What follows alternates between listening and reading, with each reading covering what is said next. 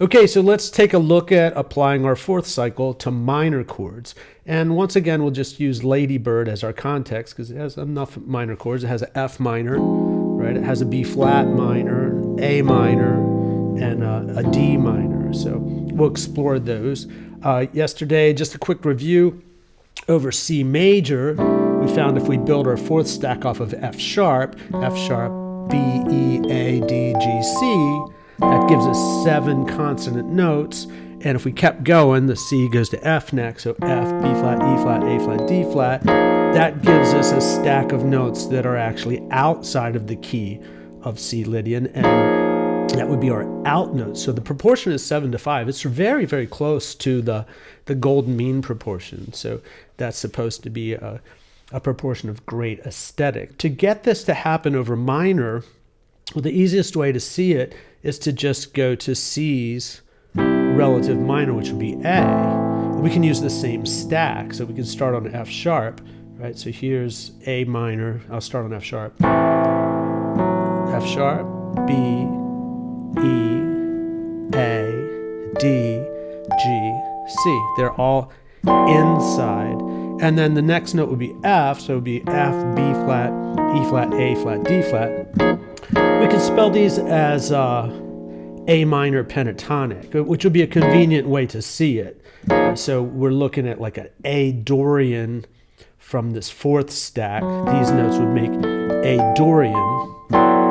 And then the other stack makes B flat pentatonic, which is a half step up. And yesterday we used C Lydian and C sharp pentatonic, which is a half step up. So that's a very convenient way to group the out notes. So the next thing we need to do is look at chord function, because that's going to matter. So anytime you have a minor chord and you put the sixth, with the F sharp would be the sixth of A minor, in the chord, it seems to me like that implies it functioning as a 1 or a 4 chord. Because when a minor chord functions as a 2, the seventh is very important. So let's say we had an A minor, it was functioning as a 2. Well, the next chord would be D dominant, right? Which would be D, F sharp, A, C. So that G in the A minor has a really important function to delay the resolution to the F sharp of the 5 chord, right? So that 7 in the A minor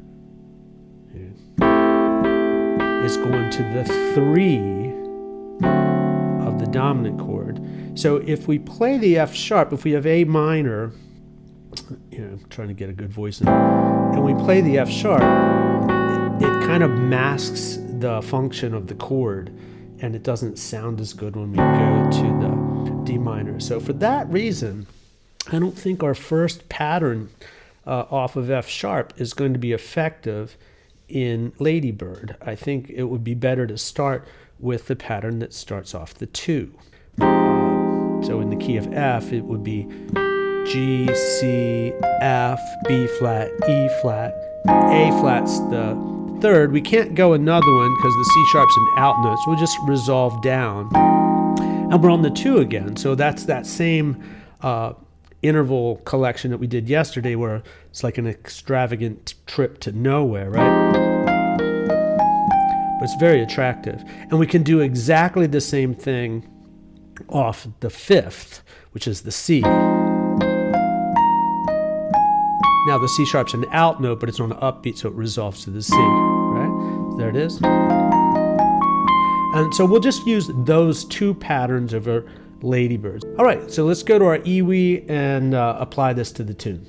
Okay, so we're going to apply the patterns that we know so far to Ladybird. So over the major 7 chord, we know we can build a pattern off the sharp 4, the 7, or the 3. So over the C, the first C7, I'll build off of the sharp 4, and the second C7, I'll build off the 7th. And then when we get to the A flat major, I'll build it off of the 3rd.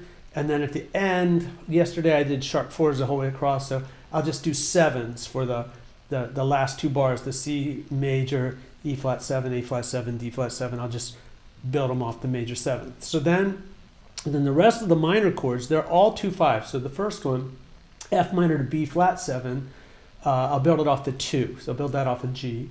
Then the next 2/5 is B flat minor to E flat 7. So I'll build that one off the 5, which would be the F. And the next 2/5 is A minor to D7. So I'll build that one off the 2, starting the pattern on the B. And the last 2/5 will go back to the 5 again. So that'll be off the A.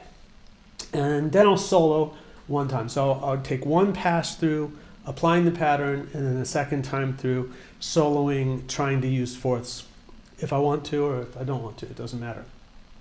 And if I was practicing this with not constricted by the time allotment in a video like this, I would probably just do one pattern at a time, like apply the same pattern to all the majors and all the minors, and then take several passes through. But every other time I would improvise, because you really want to get used to thinking about what you want to do and then being free and doing it. All right, so hopefully I can get this done. Here we go.